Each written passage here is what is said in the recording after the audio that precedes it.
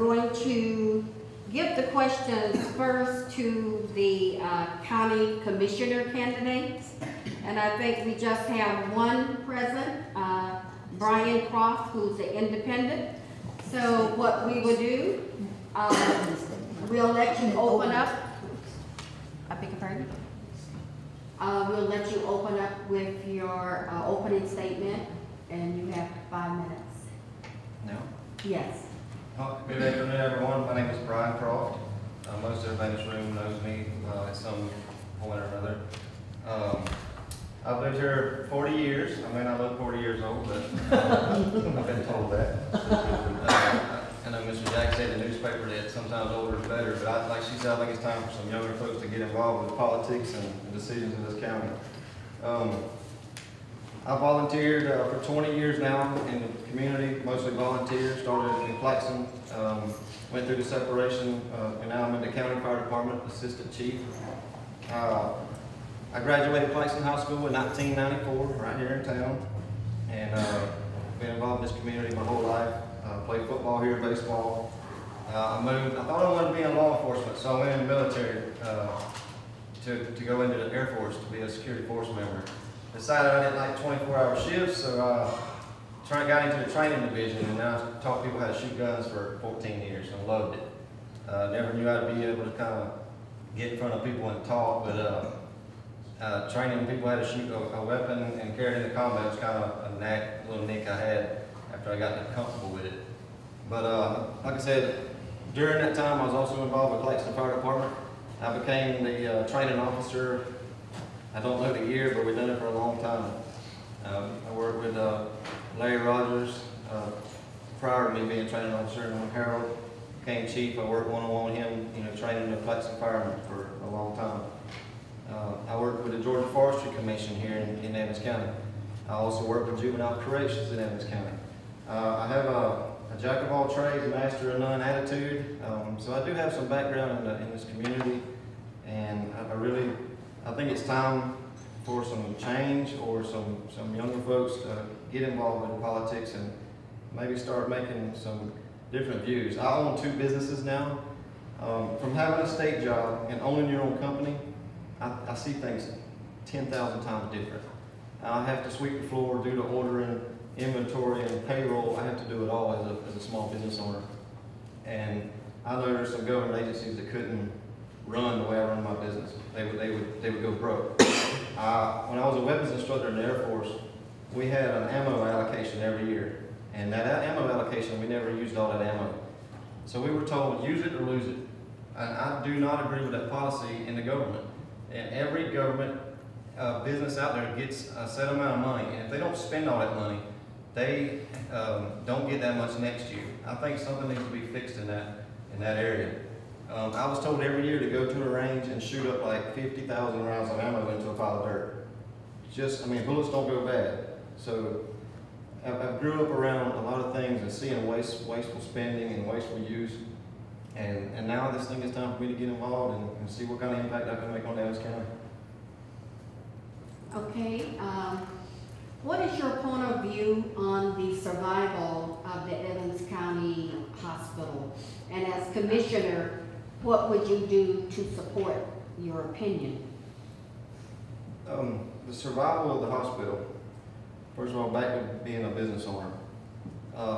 If it takes the head of that business to step down or to reduce their salary or to reduce or wear more hats, sometimes that takes that to make a business work. No matter if it's what I do is I have a vending machine business, and it doesn't matter what kind of business it is.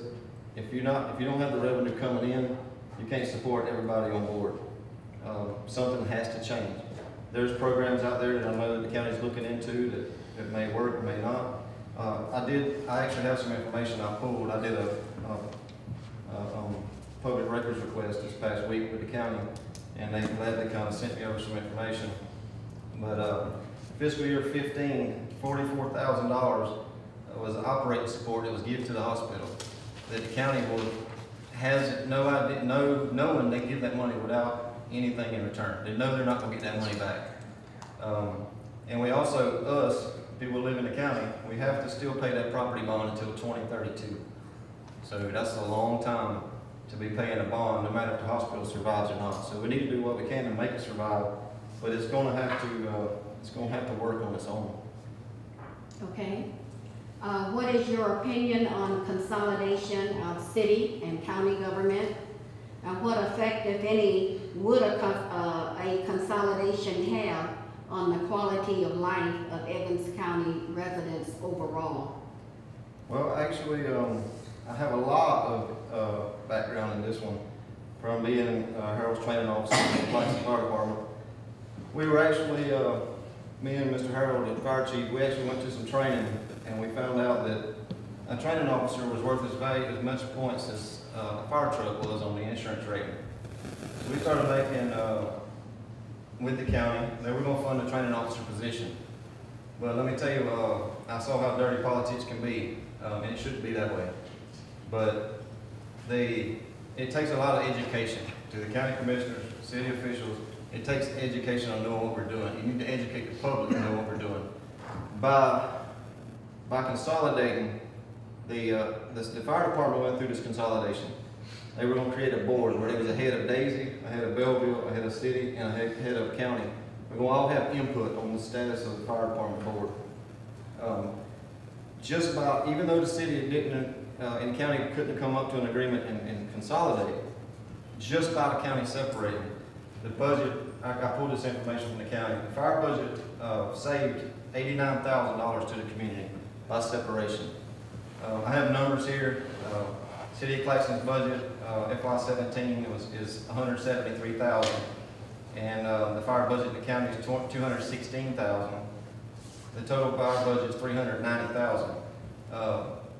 In 2014, with the county aligning with Hagen, it was $479,000.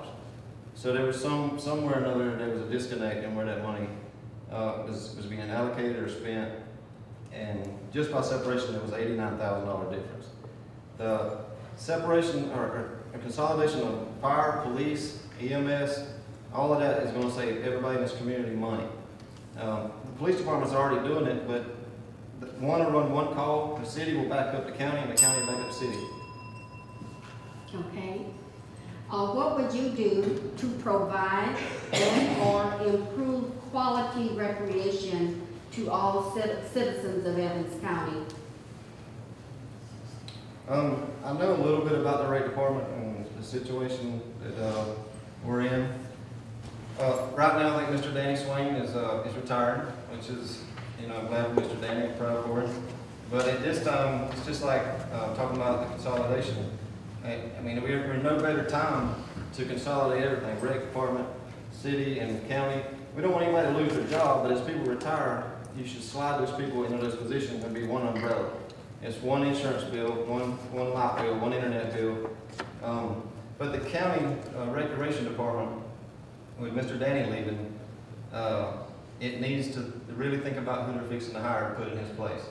And what I mean by that is, when they get somebody in there, I don't say don't hire somebody local, but be careful who you do hire. Go out and search for somebody with some qualifications and get them in there.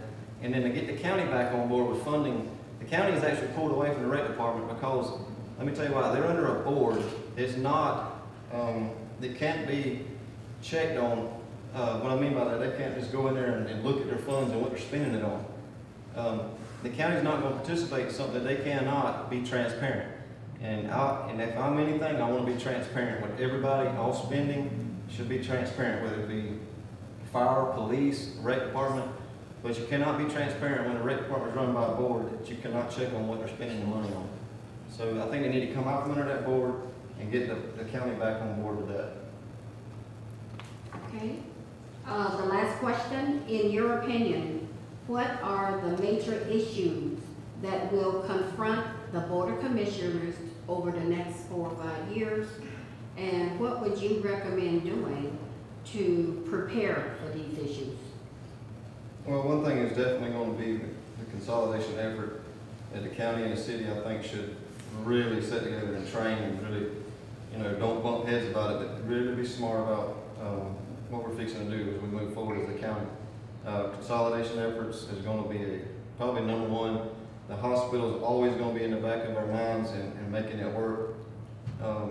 But I think we really need to figure out a way to bring some revenue into this county. What are we gonna, let's get some businesses in here. Let's say, okay, we're gonna give you X, whatever X is, we're gonna give that to you for a year or 2 years, or let's just bring that company in here, give them some reason to be here, bring 200 jobs in here, and then they're here. So that's what we need to do to move forward.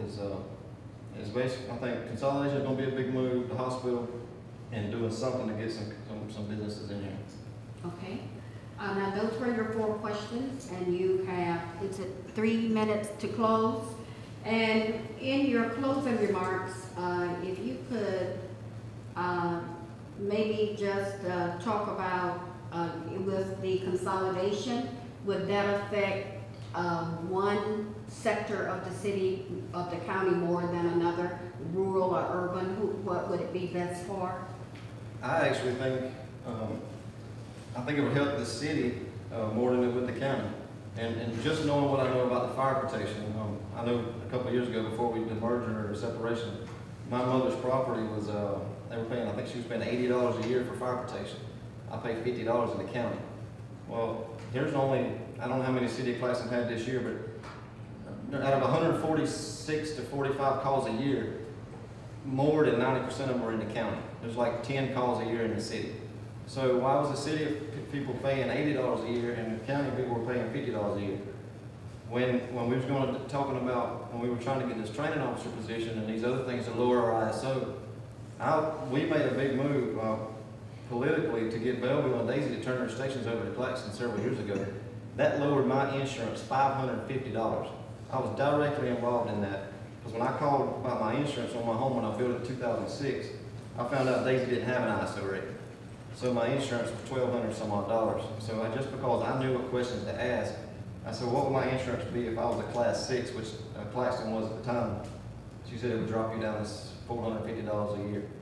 So just by that one thing, and if you educate people, I know just with the fire department consolidation, the training, you're scored by your training, your equipment, your manpower, your radios. There's a lot of things you're scored on, water capacity.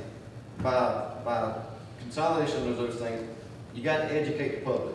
And what I mean by that is, if you're going to say, we could have went to $75 a household if I knew they were going to hire a training officer, or maybe 2 full-time firemen that were going to even lower our ISO, we might have went from a 6 to a 5 to a 4.